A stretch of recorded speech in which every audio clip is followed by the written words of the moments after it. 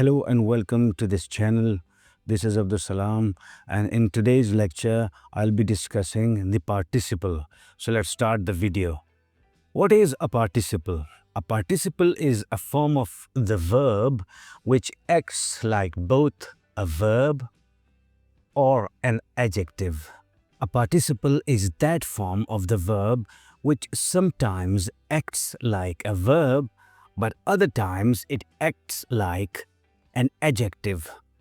There are two kinds of participles, the present participle and the past participle. The present participle is the first form of the verb plus ing. For example, carrying, thinking, seeing.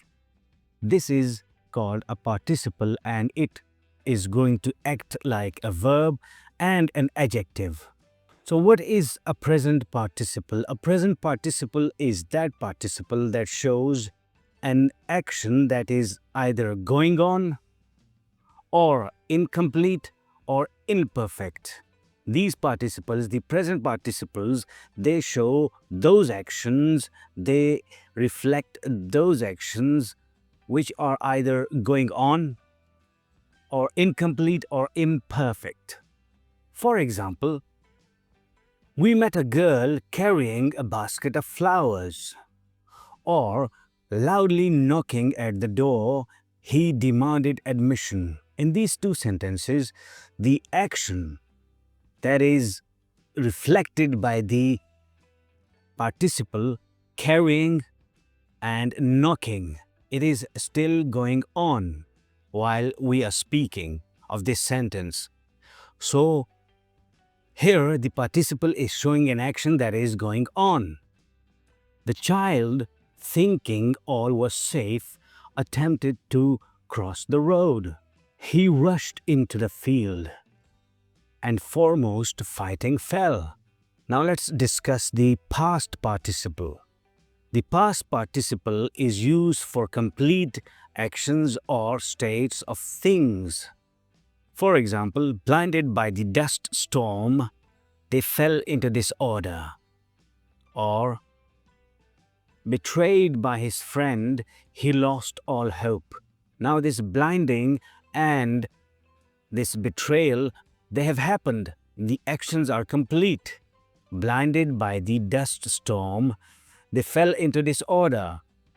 Or, betrayed by his friend, he lost all hope. This betrayal and this blinding has already happened. The actions are complete. And this blinded and betrayed, these are participles, past participles. Time misspent is time lost. Driven by hunger, he stole a piece of bread. We saw a few trees laden with fruits. These are all past participles. Blinded, betrayed, misspent, driven, laden. These are all past participles. There is a third kind of the participle and it is called the perfect participle. A perfect participle shows an action that has recently been completed in the past. Recently been completed in a recent past. For example, having rested, we continued our journey. Having rested is the perfect participle. When participles simply act as adjectives of nouns. For example, a rolling stone gathers no moss. Rolling is the participle here, and it is simply acting as an adjective for the noun stone. We had a drink of the sparkling water. Sparkling water. His tattered coat needs mending. Tattered coat. Tattered, the participle, coat, the noun. The creaking door awakened the dog. Creaking door. A lying witness ought to be punished. A lying witness. He played a losing game. Losing game. A burnt child dreads the fire. Usually, the present participles are in the active voice and the past participles are in the passive voice. For example, we met a girl carrying a basket of fruits. This is active voice. A girl carrying a basket of fruits. Betrayed by his friend, he lost all his hopes. Betrayed by his friend. It is the past participle and it is in the passive voice.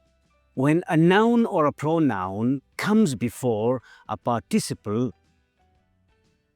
then they make a phrase. And this phrase is part of a larger sentence, but this phrase is independent of the larger sentence. It is a whole independent unit on its own, and the noun and the pronoun that come before the participle in this absolute phrase, those nouns and pronouns are called nominative absolute. For example, spring advancing, the swallows appear. In this sentence, the participle is advancing and a noun has come before this advancing participle, which is spring. Spring advancing. This phrase is called the absolute phrase because it's independent of the larger sentence. Spring advancing means when the spring comes. The sea being smooth, we went for a sail. The sea being smooth. Being smooth is the participle and it is preceded by a noun, the sea. They make a phrase, the absolute phrase. And it's like saying when the sea became calm and smooth. Similarly, God willing, we shall meet again. God willing. Willing is the participle and God is the noun. God willing make an absolute phrase. And it's like saying if God wills, it's a complete sentence represented by an absolute phrase. Sometimes we make mistakes in the use of participles because we don't link this participle with a noun or a pronoun that act as the subject of reference. For example, standing at the gate, the scorpion stung him. Now this use of participle standing at the gate, it doesn't have any pronoun or a noun attached to it that acts like a subject of reference. Standing at the gate, a scorpion stung him. It creates confusion. Who was standing at the gate? The person that was stung or the scorpion? The correct use of this participle will be like this. While he was standing at the gate, a scorpion stung him. This is not how a participle is used. If used, it will be incorrect and it will create confusion. That's all for this lecture. Thanks.